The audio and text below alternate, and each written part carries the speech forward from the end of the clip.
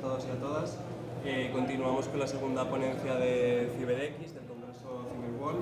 Va a estar impartida por Luis Ángel del Valle, CEO y fundador de SealPath.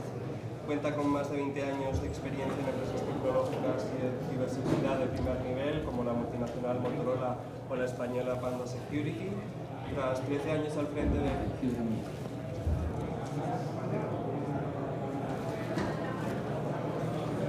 Tras 13 años al frente de SealPath, ha llevado su tecnología de protección del dato a más de 30 países y 100 partners distribuidos por todo el mundo, convirtiéndose en una de las voces más relevantes de este sector. En su ponencia va a presentar una completa radiografía del estado actual del ransomware y su operativa. Se trata de un tipo de ataque cibernético que han sufrido últimamente distintas infraestructuras críticas como la Guardia Civil, el Ejército, Iberdrola o distintos bancos. Luis Ángel nos hablará de la importancia de proteger el dato frente al ransomware y de las mejores prácticas para minimizar su impacto en organizaciones tanto públicas como privadas. Vale. Buenos días, muchas gracias por asistir. Bueno, pues vamos a hablar en esta ponencia del ransomware, que es uno de los ataques más comunes y que más daño están haciendo a nivel mundial, ¿vale? Voy a intentar hablar alto, si no se oye por atrás lo que sea, me decís, ¿vale? No sé si esto está funcionando bien. Imaginaos que un día llegáis a vuestro puesto de trabajo y os encontráis con este tipo de pantallas. Una pantalla donde al encenderse el ordenador os dice que no puedes trabajar en él, los datos están cifrados, o peor, que han cogido tu información, la han subido a on-site y están diciendo que tienes pues 35 días para hacer un pago, o esos teras o gigas de información que han cogido, con datos que pueden ser sensibles o muy importantes para la organización, pueden ser publicados y pueden ser descargados por todo el mundo, ¿no? Y ahora poneros igual, bueno, si eres un trabajador de una línea de negocio normal, pues es un problema porque no te va a dejar trabajar. Si eres un CISO, vamos, se te ponen los pelos de punta. Al final, este tipo de cosas dices, bueno, ¿era por dónde empiezo? ¿Qué hago? Etcétera. Bueno, pues esto que vemos aquí realmente sucede cada semana, cada día. Seguramente si hoy nos conectamos a Internet y miramos ataque de ransomware, veremos que hoy en algún lugar de Europa, España, etcétera, hemos tenido un problema de estos, ¿no? Y aquí, como vemos, estos son noticias recientes, pues de hace pocos meses, pues tienes desde hospitales, como decía el ponente anterior, que por ejemplo en Londres se han parado todas las operaciones durante un mes en los hospitales por un ataque de este tipo, ataques en ayuntamientos, empresas públicas, privadas, afecta a todo tipo, grandes, pequeños, público, privado. Y al final lo que quieren buscar, bueno, como decía antes el ponente anterior, puede que haya ataques sponsorizados por estados, pero los motivos principalmente suelen ser financieros, es decir, quieren sacar dinero extorsionándote pues, por recuperar tu red, por recuperar para que no publiques tu información confidencial por ahí, o simplemente para que no tengas mala prensa y afecte a tu reputación, ¿vale? Esto, como decíamos, pasa mucho, ¿no? En España, pues, por ejemplo, es el octavo país más atacado con este tipo de ataques. Hay unos 1.133 ataques por semana y se cree que más o menos el 20% de las empresas en España han sido atacadas o intentado atacar. Leyendo un informe de Verizon de este 2024 de ataques, se cree que un tercio de las empresas a nivel global han sido atacadas o han intentado ser atacadas a través de un tipo de ataque de este tipo, de ransomware, ¿vale?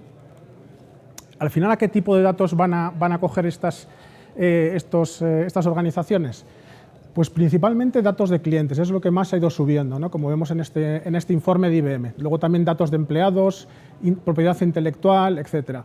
Aquí se ve, por ejemplo, cómo también intentan acceder a credenciales. Las credenciales realmente no es algo por lo que se van a pegar o que es un medio para luego ir a otros lados y al final coger más información, sacar más datos, etcétera. Luego veremos un poco una anatomía de un ataque de ransomware, qué pasos tiene, qué tipo de organizaciones hay involucradas y cómo se hace, ¿vale? En el fondo, los datos personales al final los cogen porque, bueno, pues pueden tener datos financieros, etcétera, pueden saltar a otros lados, perpetrar otro tipo de ataques, etcétera, ¿vale?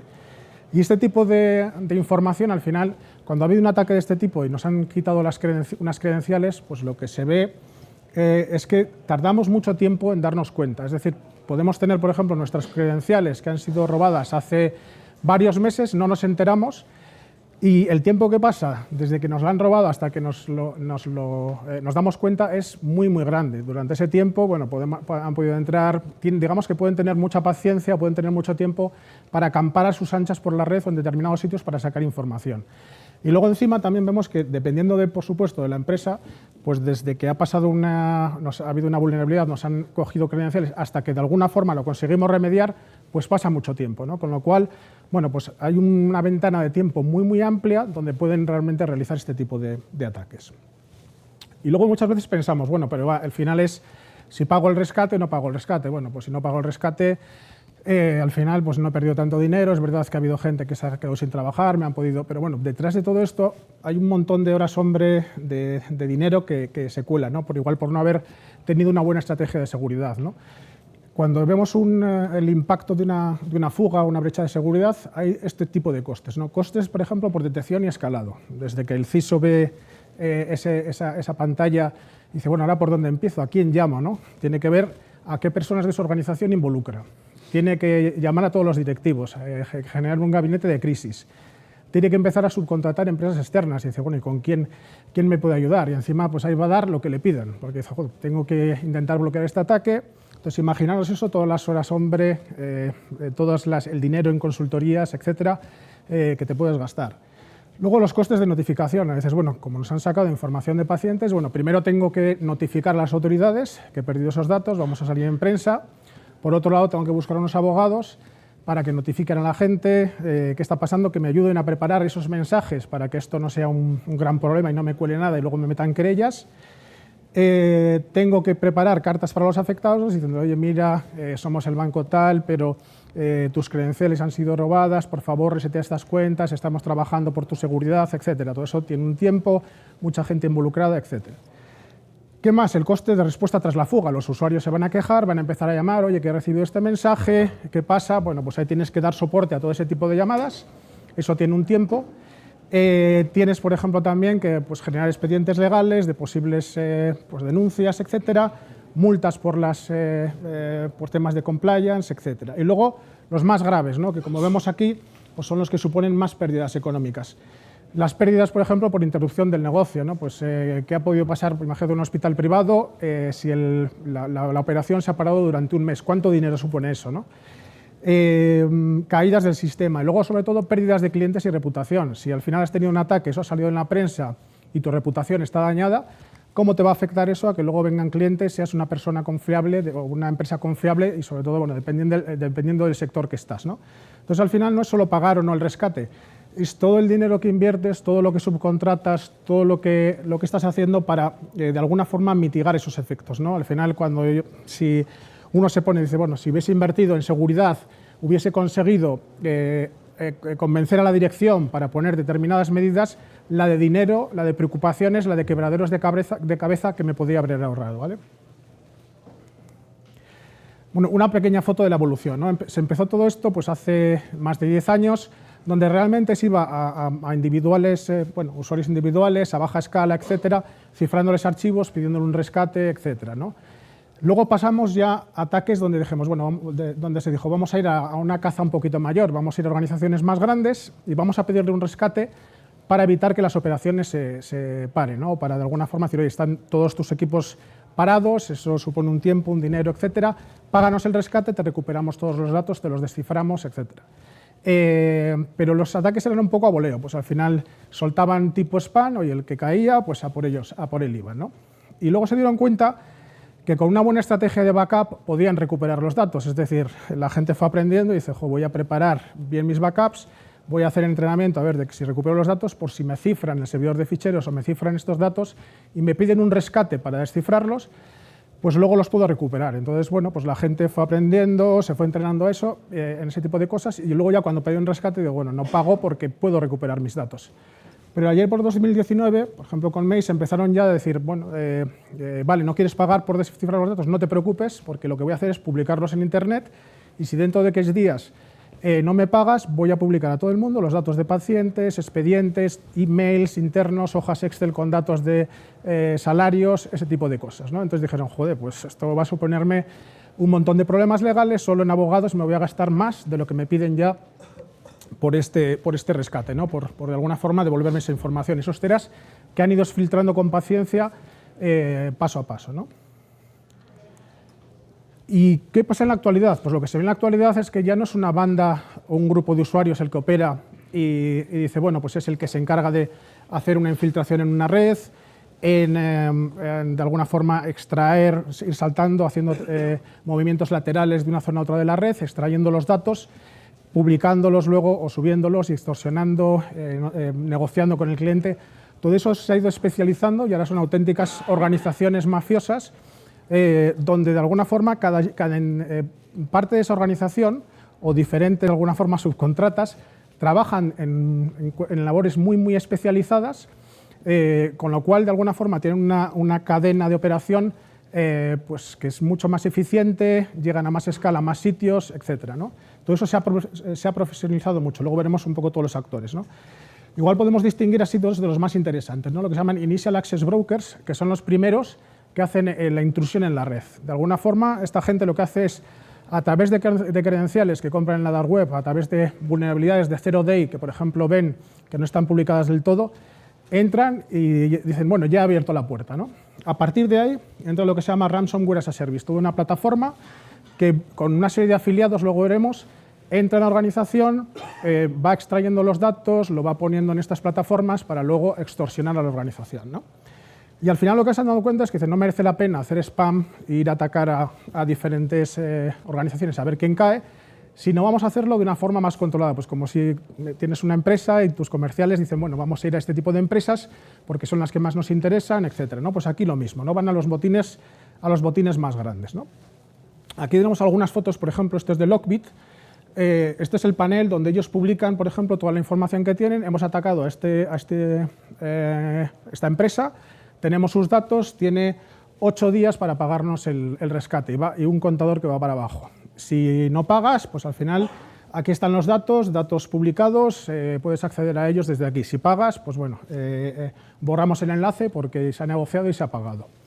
Tienen incluso unas condiciones de servicio, casi como si fuese una empresa, con sus afiliados, que son los que entran en la red y extraen toda la información, para decir, oye, yo te dejo que utilices toda mi infraestructura, porque yo tengo cierto prestigio. A mí, si me pagan, yo devuelvo los datos. Yo no quiero que venga alguien a que te cuelas en la red de uno, te paga y encima vas y no le devuelves los datos. No, yo tengo un prestigio que cuidar, entonces si utilizas mi infraestructura, pasa por mis reglas, ¿no? Entonces sería como casi unas condiciones de servicio de una empresa seria, ¿no? Y luego también existe, pues bueno, pues en la dark web sitios como este, Alphabay, ¿no? Es como sería el Amazon del malware, o de, bueno, aparte de se venden muchas más cosas, pero venden desde credenciales, desde software para conseguir ese tipo de credenciales, desde vulnerabilidades, por ejemplo, de zero day, que no son tan conocidas. Ahí tienes un mercado donde cada uno de los actores, que luego veremos, va comprando sus cosas y va ayudándose de este tipo de cosas para hacer las tareas que necesiten hacer, ¿no? Este es un poco todo el modelo del Ransomware as a Service, ¿no? Toda la cadena. Y vamos a explicar aquí todos los actores, ¿no? Me voy a centrar en el Initial Access Broker, ¿no? Este realmente es el que primero entra en la red y hace la infiltración. Abre la puerta y dice, bueno, ya tengo aquí la puerta abierta. ¿Cómo lo hace? Esto no lo hace él mismo buscándose la vida, etcétera, a través de un ataque de phishing, etcétera. No, está todo mucho más especializado. Directamente van a Alphabay, van a este tipo de sitios o a Abacus Russian Market y al final ahí compran, por ejemplo, unas credenciales. Compran unas credenciales, por ejemplo, de RDP o de un tipo de ataque, como decía antes, una vulnerabilidad zero day, la explotan y abren la puerta. Ese tipo de información que se ha puesto en Alphabay no la han puesto ellos, sino que hay otra gente especializada en conseguir ese tipo de credenciales. Al final van lanzando phishing, van lanzando pues, diferentes tipos de ataque y consiguen esas credenciales que luego las ponen en la venta en este tipo de plataformas. Y el software que utilizan para hacer esos ataques tampoco lo han hecho ellos, también hay en Alphabay software que se ha desarrollado para lanzar esas campañas de phishing, para generar ciertas vulnerabilidades, para explotar determinado código, etc. Entonces, bueno, estamos ya en esta situación, ¿no? Tenemos alguien que ha comprado ese software, ha probado en determinadas empresas, luego veremos qué tipo de empresas son, y hace una infiltración, ¿no? Entonces aquí entran los afiliados del grupo de ransomware. El grupo de ransomware, como Clop, Lockbit, etc., son gente que tiene su plataforma, su infraestructura en la red, donde incluso tiene call centers que son capaces de llamar a los clientes, hacer sus operaciones de negociación, etcétera, ir lanzando, por ejemplo, mira, te paso una muestra de ficheros para que veas que tengo tus datos, ¿no? De alguna forma sería como el soporte de primer nivel, toda la infraestructura que hay por detrás, e incluso tienen contacto pues, con blanqueadores de dinero externos para poder blanquear todos los pagos en criptomonedas que le realizan, ¿no?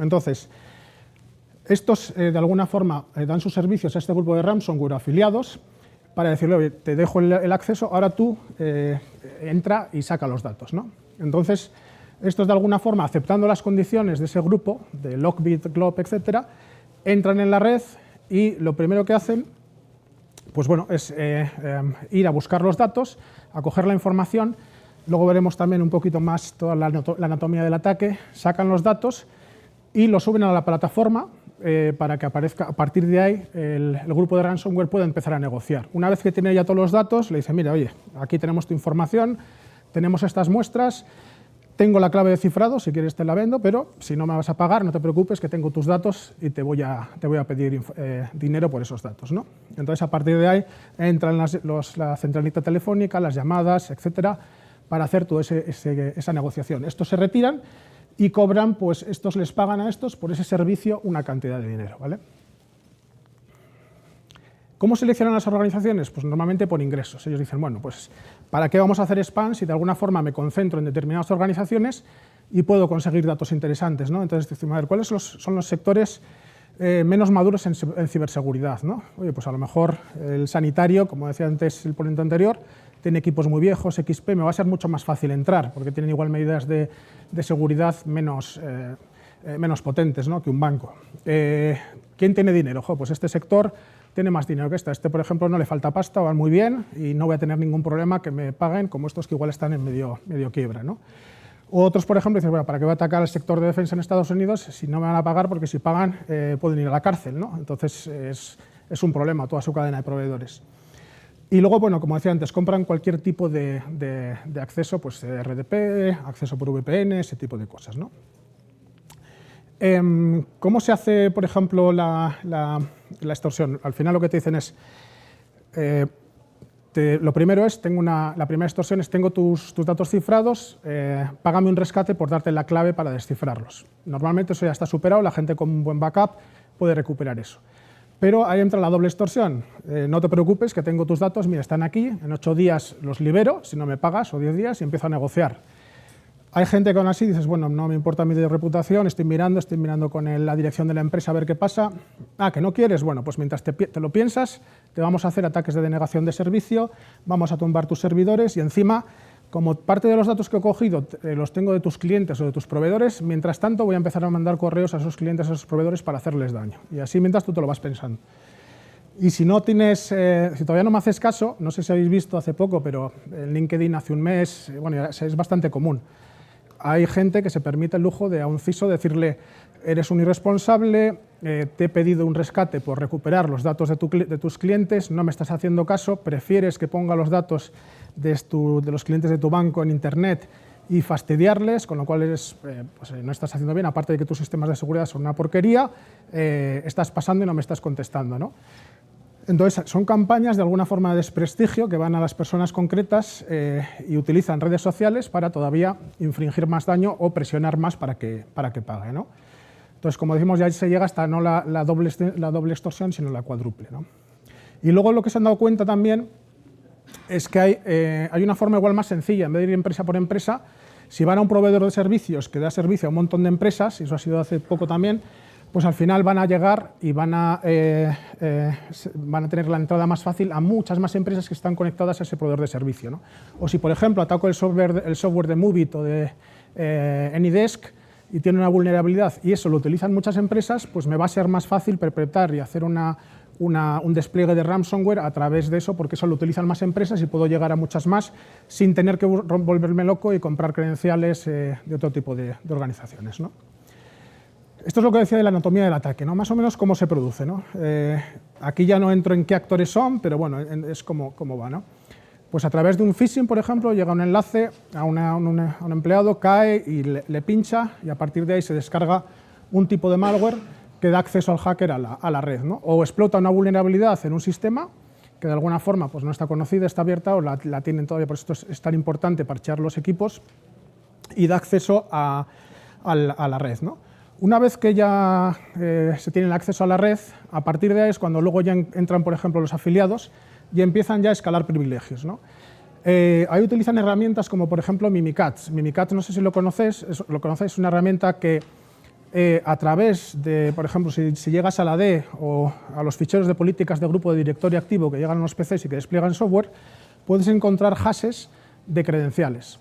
Entonces, estos sistemas tienen una base de datos de hashes de credenciales, de alguna forma, que pueden decir, oye, con esta hash, pues normalmente son este tipo de password los que están detrás de este hash, ¿no? O incluso pues, credenciales en claro, etc. Entonces, a partir de ahí, van escalando privilegios. Pueden infiltrarse, por ejemplo, en otras zonas de la red, pues, por ejemplo, con herramientas tipo Cobalt Strike, para hacer pentesting, hacer detección de nuevas vulnerabilidades y van saltando a otros lados. Incluso pueden hacer movimientos laterales con phishing interno, llegando a otras zonas, o a través de escaneos o otras herramientas, como decíamos antes, con AnyDesk. Y luego lo que intentan hacer es evadir las defensas, es decir, bueno, voy a intentar que la empresa no se entere, porque aquí tengo tiempo, puedo campar mis anchas, ahora mismo tengo la identidad de un usuario interno, para la empresa soy un usuario interno, no soy un usuario externo, y entonces voy a ir limpiando los logs de los EDRs, por ejemplo, desactivar ciertas herramientas, si puedo, y así voy pasando desapercibido. Finalmente van buscando los datos, crean sus paquetes de datos y luego con rclone, por ejemplo, que es como una navaja suiza pues para enviar información a servidores externos, a Amazon, a cualquier tipo de herramienta de colaboración, pues lo suben, por ejemplo, a Mega. Entonces suben toda la información a Mega y poco a poco van exfiltrando 1 tera, 2 teras, etcétera, gigas de información, ¿no? Así es como consiguen los datos. Una vez que tienen los datos, los suben a la plataforma del Ransomware as a Service, de Lockbit, de Clop, etcétera, y les dicen, bueno, ya tienes los datos, empiezan las negociaciones, y ahí entra el call center y empieza a llamar a todo el mundo a pedir dinero por esa extorsión, ¿no? ¿Qué medidas podemos hacer para protegernos? Bueno, pues aquí son algunas de las recomendadas por ENISA, voy rápidamente sobre ellas. Cifrado, ¿no? Si tengo los datos protegidos y y están cifrados, si me los sacan, bueno, pues tengo una capa de seguridad más, ¿no? Se dice que más o menos el 3% de los datos que ha habido en exfiltraciones no estaban cifrados, con lo cual, o solo estaban cifrados el 3%, con lo cual eran ilegibles para los atacantes, ¿no? Formación, pues al final concienciar a los usuarios para que no pinchen ese enlace, ese tipo de cosas, siempre está el factor humano metido en un montón de ataques, ¿no? Es muy, muy importante. Los backups, pues bueno, te van a librar de que por lo menos no te fastidian toda la información y la tienes recuperable. Patching, al final utilizan vulnerabilidades, es importante tener la red actualizada, los equipos actualizados, etc. Tirar por ejemplo, estrategias tipo Zero Trust, con el esquema de principio de mínimo privilegio, ¿no? Es decir, dejo a la gente acceder a solo lo que necesitan acceder. No quiero que fulanito pueda acceder a un montón de zonas de la red, o a este tipo de documentación, solo cada uno que vea lo que tiene que ver, ¿no? Si alguien de alguna forma consigue una entidad, pues tiene un acceso a una determinada zona, pero no a todos los sitios, ¿no? Supervisar, monitorizar amenazas, detección y luego planes de respuesta a incidentes, es decir, si de alguna forma me he entrenado para cuando llegue ese pantallazo ver qué pasos tengo que hacer, a quién tengo que llamar, voy a poder responder mucho más rápidamente a ese ataque, ¿no? Más, segmentación de la red. Si consigo que de alguna forma esos movimientos laterales sean muy complicados y el atacante le sea muy difícil pasar de un lado a otro, pues voy a tenerlo más fácil bueno, o lo van a tener más difícil para atacarme, ¿no? Protección anti-malware, por supuesto. Multifactor, pues no es la bala de plata, pero es una barrera más. Al final, si pones multifactor, le estás poniendo las cosas mucho más difícil también al atacante, ¿no? Whitelisting, dejar ejecutar solo determinadas aplicaciones. Si conoces las aplicaciones que se pueden ejecutar en tu red y dices, bueno, yo solo dejo estas y cualquier otra que se ejecute no lo voy a dejar, también te ayuda a proteger, ¿no? Anti-phishing, por supuesto, políticas de control de uso, email security, contraseñas, ¿no? Al final, pues la gestión de las contraseñas es fundamental, ¿no? Que la gente vaya rotándolas, vaya cambiándolas, que no que se queden por ahí ocultas, es algo crítico para evitar o protegerse frente a este tipo de ataques, ¿no? Para mitigar el impacto, por ejemplo, estos son datos de IBM, se ha visto que, por ejemplo, estos serían los factores que más potencian un ataque y estos los que más mitigan un ataque, ¿no? Entre los que más mitigan puede ser, por ejemplo, ¿no? Tener un plan de respuesta frente a incidentes, es decir, estar entrenado para que cuando pase esto sepas a quién llamar, cómo contactar, etcétera, y cómo seguir ese tipo de respuesta.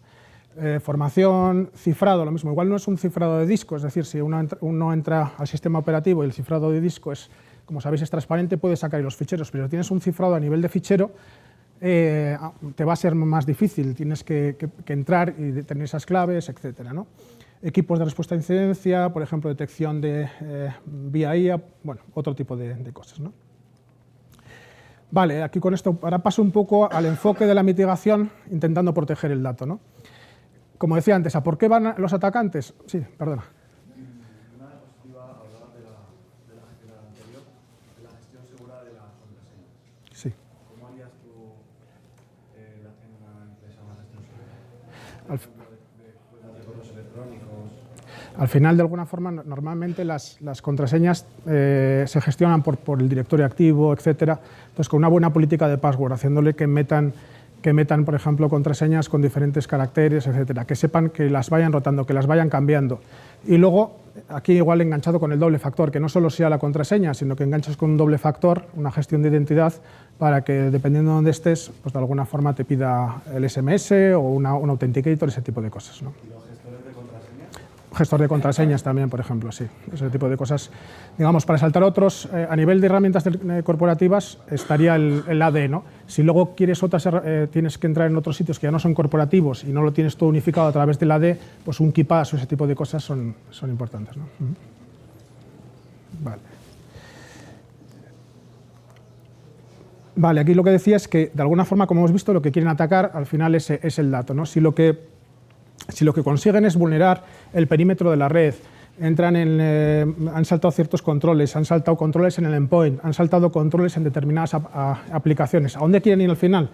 Al final quieren ir al dato, ¿no? Y como decíamos antes, solo el 3% de los ataques, solo en el 3% de los ataques la información que se han llevado estaba cifrada y no han podido acceder a ella, ¿no? En el resto tienen información en plano y pueden sacarse lo que quieran, ¿no?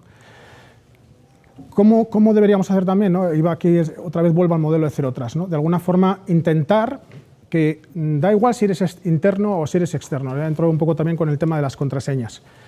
A cualquier recurso de red, a cualquier documento, a cualquier aplicación, etcétera, intentar que el control de acceso o la granularidad sea la misma, tanto si eres interno como si eres externo. Antes había mucha diferenciación. Los externos pasaban por unos controles mucho más complejos que lo que pasa en un usuario interno que tenía barra libre a un montón de accesos y recursos dentro de la red, ¿no? Entonces, esto es súper importante, ¿no? De alguna forma, el menor privilegio. Voy a cuidar que solo se deje acceder a las personas a lo que necesiten y no más. Si esta persona tiene que acceder a determinados documentos, le voy a dejar acceder a esos documentos. Si tiene que hacer estas aplicaciones, solo a estas aplicaciones y no más, ¿no? Y es mejor, pues de alguna forma, que las cosas sean un poco más lentas, sean más burocráticas y tengas que pedir acceso, que no dejar barra libre en beneficio de la agilidad, pero luego te viene una de estas y te la ha liado buena, ¿no? Entonces, al final, el modelo cero trust, no confíes en nadie, verifícalo todo. No da igual si es un interno, da igual si es la identidad del director general, intenta de alguna forma poner ese tipo de controles, ¿no? Y de alguna forma, cuando hablábamos de cifrado, pues bueno, una opción de protección. Si tú consigues que los datos de alguna forma vayan cifrados, vayan con un control de identidad, controlar que quién accede, qué identidad es, y puedo decir hasta qué punto quiero acceder al dato, ¿no? Quiero dejarle acceder pues con permiso solo de ver, solo de editar, imprimir, etcétera, y que ese caparazón de protección, que en eso se basan las tecnologías de gestión de derechos digitales, que es un cifrado más avanzado, que ese caparazón de protección le acompañe tanto dentro como si está fuera de la red. Es decir, si está en la red de un proveedor, yo a lo mejor he puesto muchas medidas para proteger mi red, pero si está en la red de un tercero, no sé qué niveles de seguridad tiene. Si lo tengo controlado, de alguna forma puedo tener ciertas garantías de que si es atacado, esa información de alguna forma puedo actuar sobre ella. Puedo remediarla y puedo de alguna forma, a través de un botón, impedir o bloquear el acceso a esa información. Y por otro lado, auditoría. Saber cuándo acceden a mi información, a mis documentos, si alguien intenta acceder sin permisos, tanto si eso está dentro como si está fuera de la red, ¿vale? Entonces, en eso se trata ese tipo de tecnología, que se llama EDRM y IRM, de alguna forma protege la información con un caparazón persistente que la acompaña allí donde viaje, ¿no? Te permite auditar accesos, identifica al usuario que accede, si alguien intenta acceder y no tiene permisos también le identifica, con lo cual puedes ver intentos de acceso bloqueados a la información y puedes responder y revocar, pues decir, bueno, joder, creo que este tío ha perdido el USB, como pasó en Francia, ¿no? que alguien con el tema de los Juegos Olímpicos se perdieron un USB con detalles de la seguridad de los juegos. Bueno, pues si esa información hubiese estado protegida, la cancelo y de alguna forma sé que si alguien monta ese pendrive no va a poder acceder a los datos, ¿no? ¿Y qué consigo con eso? Pues de alguna forma evitar la extorsión, ¿no? En esas vueltas que se dan. Igual no puedo evitar la primera, ¿no? del cifrado, pero si tengo una buena estrategia de backup, recuperaré mis datos. Ahora, si tienen la información y se la ha llevado, si está protegida, de alguna forma van a tener más difícil para extorsionarme, ¿no? Puedo detectar determinadas acciones sospechosas, viendo quién intenta acceder, desde dónde. Como decía antes, si trabajo con proveedores, pues yo no controlo su nivel de ciberseguridad, pero si tengo los datos protegidos, puedo intentar, pues de alguna forma, puedo tener más control de lo que tienen en su red, ¿no? Y capacidad de respuesta, pues por ejemplo, para ante eventos anómalos, desactivar cierta documentación. Y aquí os voy a comentar un ejemplo real que hemos vivido hace poco en Silpath, hace 2 meses, en una empresa multinacional del este de Europa dedicada a la fabricación metalúrgica, ¿no? Sufrieron un ataque de ransomware vía Lockbit, se pusieron, bueno, en principio vieron el ataque, empezaron a recuperar la información, como tienen una buena estrategia de backup, recuperaron sus datos. El call center se puso en contacto con ellos y les empezó a decir, mira, tenemos vuestros datos, vamos a tardar tanto tiempo, 10 minutos, sí, termino ya. Vamos a tardar tanto tiempo en publicarlos, entonces págame, ¿no? Para eso lo que hacen es empezar a enviar samples de documentos o muestras de documentos que tienen cogidos. Entonces es como un sistema automático, les empezaron a pasar zips con 30 documentos, al poco rato otros zips con más, diciéndoles que tenían, y con listados de todo lo que tenían, ¿no? ¿Qué pasó? Que, bueno, que muchos tenían de alguna forma ya esa información cifrada, esa información protegida, con lo cual se dieron cuenta que mucha de la información, la más importante que tenían, estaba protegida y era inaccesible, ¿no? Al final han conseguido evitar ese pago, pues la dirección decidió, diciendo, bueno, como todo lo que tienen, todo esto está protegido y lo tenemos seguro, vamos a evitar y no ha tenido mayor repercusión. Esta es una, por ejemplo, que no ha salido en la prensa, no son como las otras que sí que salen en la prensa, pero hay muchas que están tapadas por debajo, que como decimos, igual 1/3 de las empresas están pudiendo ser atacadas y al final, pues en el día a día, cuando entran, se encontraban ese pantallazo en la empresa diciendo, oye, tengo tus datos y págame para recuperarlos, ¿no? Entonces, bueno, hay muchas medidas para mitigar el impacto, una de ellas es esta, ¿no? Requiere más pasos, requiere más, pues de alguna forma, más burocracia en el sentido de que tienes que decir a qué personas le doy acceso a qué documentación, pero bueno, luego te puede salvar la vida en este tipo de casos, ¿no? Y bueno, nada más, esto era lo que tenía para hoy, espero que haya sido interesante.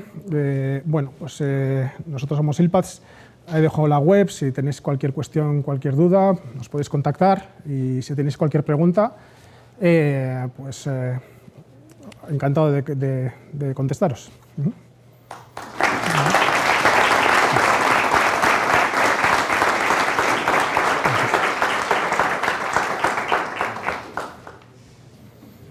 Vale, gracias. Si alguien tiene preguntas...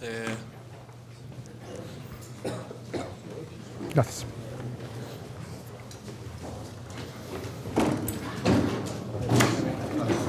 Muchas gracias. Dentro del equipo de Cyberball le queremos conseguir con esta medalla. Muchas ¿vale? gracias. Y muchas gracias por Gracias. la Gracias. Nada, muchas gracias. Encantado.